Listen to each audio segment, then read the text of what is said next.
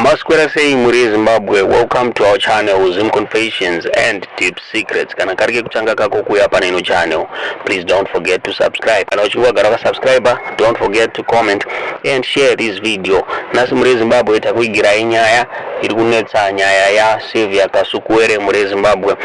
Uyo aninyaya yake iri kunetsa yemacourts ari kunzi akodzere kunge achi contester kuwa president muri Zimbabwe. Pane nyaya yata receiver from Zim Live muri Zimbabwe ziri kunzi Sylvia Kasukuwere chema ziri kunzi justice ari kutonga nyaya yake yari kunzi akatengerwa imba muri Zimbabwe nestate.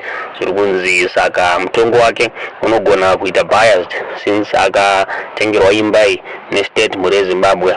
Achema Sylvia Kasukuwere asi zvisinei nyaya yake haisati yatongwa. Nyaya ya Sylvia Kasukuwere iri kutarisirwa kutongwa mazuva anotevera aya kuti otenderwa here kuti aite a contest for being a president kana kuti haakodzere muri Zimbabwe. Tiudzei zvamuri kufunga pamusoro penyaya mu comment section muri Zimbabwe.